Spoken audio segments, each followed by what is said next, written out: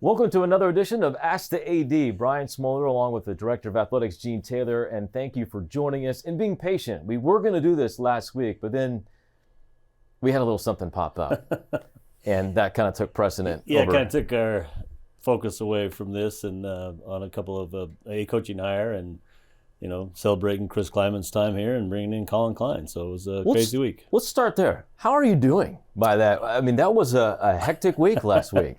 Not a lot of sleep last week, honestly.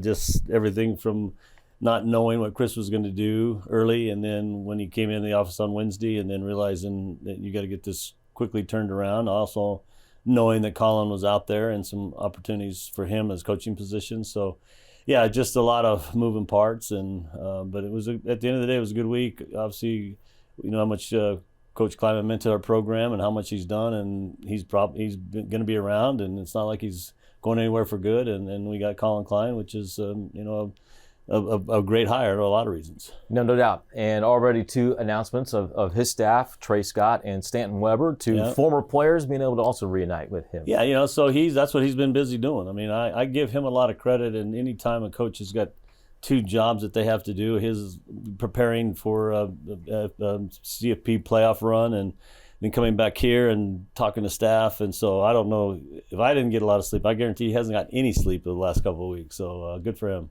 It was fun to see him back on staff with K-State and really something we all knew would happen someday, like we said on the day that he was hired, but just didn't think it would be this fast. All right, so now that is behind us and we kind of move forward, let's get to these questions from our fans. We've got a lot. We had a lot of comments and questions from going into this week's Ask the AD. We start first with from X. This is from Eric at EW2x4, who asks, how do you evaluate the success of our football and men's basketball teams and staff? What metrics are used?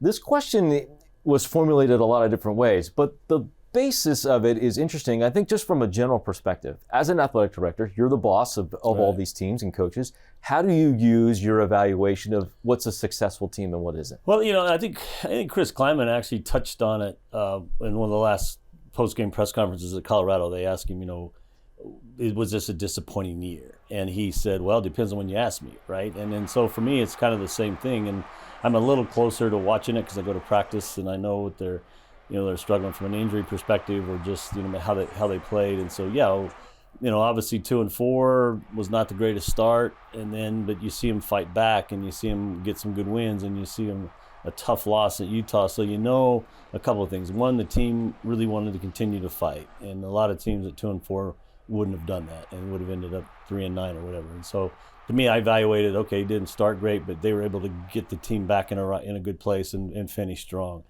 And to me, that's a sign of still coaching that has an impact and players that still believe and all those kind of things. So I take that all into it. It's not always just based on wins, right? What's the progression? And same thing, with the basketball teams, knowing that Jeff Mitty had a really veteran team last year that took us to the round of 16.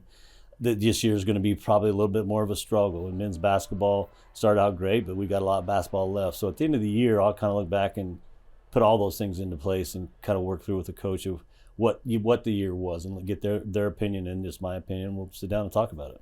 Well, there doesn't sound like there's a stipulation of you got to meet a certain amount of wins. No, I've never been you got to win so many games. I think they just put pressure on coaches and, they get it, right? And they know if they have multiple years that aren't great, obviously decisions have to be made. But I never do that at the beginning of each year. All right, we go to the next question, which is from MJ, at MJ from Kansas, who asks, we are in a revenue arms race. Is progress being made with selling ads on the field, a jersey patch sponsor, stadium-wide spirits beer sales, and naming rights for Bramlage? So kind of four different areas there to hit. Well, we've obviously been working on the Bramlage thing for a while and just trying to find the right company that fits and that's willing to make that investment. The naming rights on the field and the jersey patches. Jersey patches just got approved, so that's probably going to be a next year thing because the NSA just approved those jersey patches. So you'll see more and more of that. Naming on the field, same kind of deal. We've been working on it. It just became available last year in terms of legality or rules availability, and so we've been working on that. So it just takes a while to get companies to invest in the type of dollars that we're talking about. But yeah, it's kind of being worked on constantly, and I think once the market kind of settles in and where you can have some comparative teams, well, this company got this much for their field logo or whatever.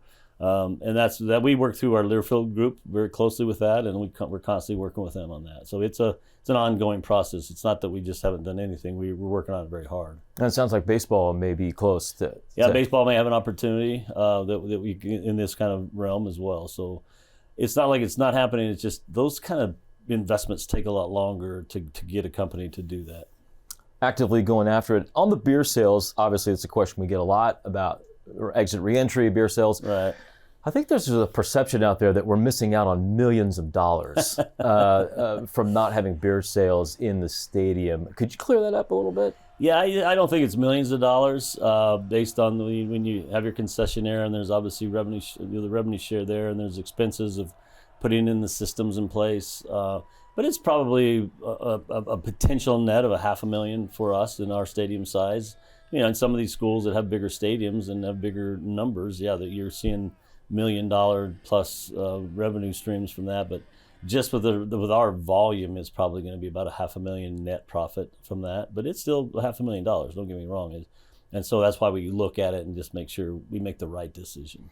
There's also state of Kansas rules and laws that apply to that as well, Right. Just that are unique to our state as it comes to the facility and beer sales and all that.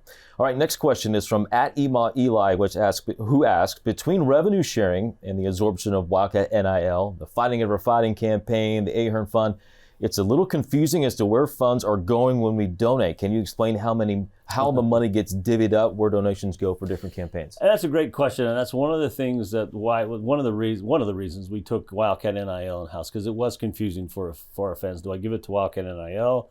Do I give it to Ahern Fund? Do I tickets? I think you've got to look at it as this. We have just big buckets of money. We have the Ahern Fund bucket of money. We have the ticket sales bucket of money. We have conference revenue distribution bucket of money. We have the Learfield bucket of money. Those are the revenue streams, the big ones.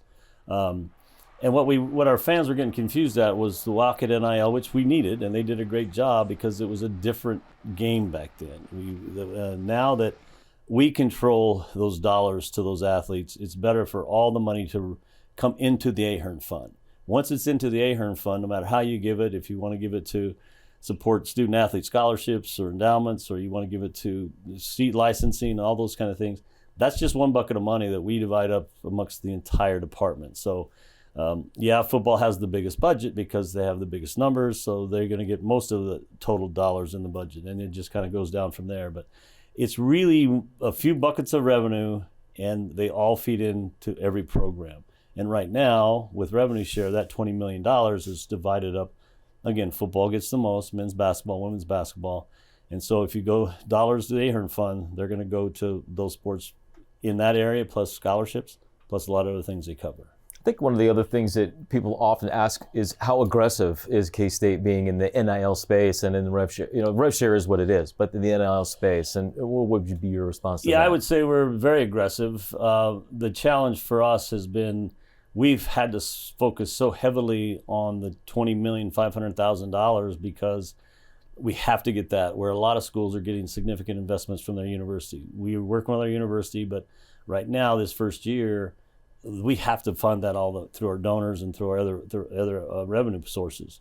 So we haven't had a chance to really go out and get aggressive. Now that we've got the $20 million mostly in place, that's our next focus. And whether it was Collin Klein or whoever, and now Collin's coming in with some new ideas from the league that he's been in, that's gonna give us a chance to go out and really spend some effort and find ways to find true NIL dollars that can really help our programs. Yeah, and be creative in that space. Looking forward to seeing that. All right, so this question comes from Scott Goodhart, kind of along this same line as far as those different revenue buckets. He says, with Utah's recent private equity move, what are your thoughts on this in general, and do you see K-State venturing into something similar? Yeah, first of all, private equity is confusing. There's a lot of different types of private equity. The Utah thing is unique. We did early on look at private equity several months ago when it was just starting to come into college athletics. It didn't work for us. Our donors were a little, not skeptical, but it's just there's a lot of percentage that they take out of that, they want back out of that private equity. The Utah thing's a little unique. I haven't studied it enough to really dive into it deeply. It's a little different. There are some things when I read it that I would be uncomfortable as the athletic director of giving up in terms of what they're doing there. But again, for me to really do a lot of comments on it, are there creative ways that private equity are looking at? Man, if you go to a general private equity person that's been doing this for 11, they'll tell you, no, the more we learn about college athletics, our true private equity just doesn't work. There's just too many limitations with how we generate revenue. But are they getting more creative? Yeah, they are. And we're looking at those options. And there's companies out there that are coming in with some new ideas that we're looking at and considering to see if we could take it to our donors and see what their interest is. But there's a lot that goes into private equity, a lot of things you have to be aware of and concerned about before you sign on to the bottom line. A lot of things to consider when you're an AD, not just coaches and teams and all that stuff, but all that, reading through all that information, I can't imagine. I probably should have taken a couple more finance classes when I was in college. Listen, we're in a state of flux all the time in college athletics. It happens every year. It seems like we're talking about it. And there is also still that sentiment out there that we're not done as far as the change on the horizon of college athletics. This next question comes from @Whitney Hartman, who asks, do you think you have put K-State in the best position for the next round of realignment discussion? Which it doesn't feel like that's imminent, but yet 2030 is the number you always hear that's out there on the horizon. Yeah, that's when the TV new deals come out. Whether it's, I don't know how it falls, whether it's us or the Big Ten or the 8, or whichever comes next. But we're in that progression of. That's why Brett Yormark only signed a 6-year deal as opposed to a 15-year deal, because he knew he wanted to be in that next round. I will say between each school's. Obviously, we're doing everything we can. We're filling the stadium. We're winning games. We're going to bowl games. We're going to in-state tournaments. Those are things that conferences look at. But what I would tell you that Brett Yormark as a conference has gotten us in a position where collectively as a conference, that's when the new TV deals, they're not looking at one particular school. They're going to say, what's the value of the Big 12? And I think with some of the things he's done and some of the creative things he's done, the Big 12 brand is elevated quite a bit over the last few years. And that's what's going to help us. We've got multiple TV partners now that are already invested into our conference, and I think that'll help from a competitive standpoint when you get multiple people wanting to bid on you. So Brett Yormark knows that business way better than I do, and so I think individually as a school, you just have to be the best version of yourself and continue to have success. And then once the conference comes together, then it's really about the conference and where they are in the view of the TV partners, and I think we're in a great place right now. Love the idea of being with many different TV partners as well. I think it's been great to see TNT's coverage and everybody else of football season. And now as we get to basketball, and as basketball, this will be our last general question from the fans. It comes from Mark M. At MMNDNH at 7302. It's been 20 years since Mitch Richmond's jersey was retired, which I had to go look that up. I was like, that can't be right, but apparently it is. Is there ever going to be a retirement of a jersey again? Maybe Ed Neely, Dean Wade, Jacob Pullen, just to name a couple. We've had a few things on our plate, I know, as far as the athletic department, but jersey retirements in basketball, what's the criteria, I think, one, that would have somebody, I know we're waiting for Jake to be done. Yeah, I think, Jake is probably the next one on the list, but it's just a matter of, as we've said before on the show, that it's when he's ready and he can be here, we can celebrate him. I think it's just you look at their career here and the impact that they had, All-American status, or All-Conference, all those kind of things, they play into all of that. So I think once we get Jacob done, then we'll probably spend some time on who's the next deserving. And I think that's one thing you have to remember is you can't just focus on the most recent. You got to look back because there's probably a lot of players that might certainly qualify for that. But we just have to make sure we get the right ones in, and it makes sense as to why their jersey is being lifted up in the rafters, because that's a pretty high honor. Yeah, no doubt. It's kind of the same for the K-State Hall of Fame, K-State Athletics Hall of Fame. I know that's been a process that Kenny Lanou and that group has really been working through and trying to find who the people working judiciously through the timeline of who needs to be eligible and who's in.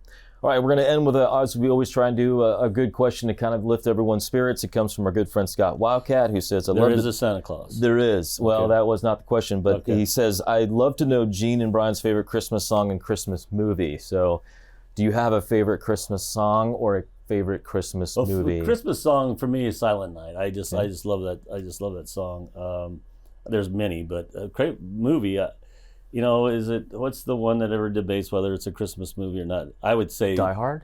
Die Hard, yeah. But that's really not my favorite one. I'd say like Miracle on 34th Street is probably one of my favorites. I saw a joke the other day that said Die Hard absolutely is the Christmas movie because it's Hans down. Yeah. It's the best one. Hans, he falls at the end. Anyway, you'll get it later. The Christmas song for me would be Hallelujah by Cloverton, and then Christmas movie. Christmas Vacation's the greatest. I mean, it's great. It's Chevy Chase. I always laugh at Scrooge from Bill Murray. Those are two great ones if you've seen it. Yeah. There's a lot of good ones. Absolutely. The new one that's out from Ryan Reynolds and Will Ferrell, Spirited. It's on Apple TV. Okay. It's a good one too. Appreciate the time. I know it's a busy time. Happy holidays. Merry Christmas to you. I know there's no bowl game this year, but a fun time to be around with K-State football as they enter into a new era. And hopefully we'll be talking to you here in a month or two about basketball on the rebound, so to speak. Absolutely. Thank you very much. Appreciate it. Everybody have a great holiday. Merry Christmas, and we'll see you soon. All right. That's it for this edition of Ask the AD. Thank you for your patience and the questions and comments. We read them all, even the good ones and the bad ones. We'll see you next time for Ask the AD.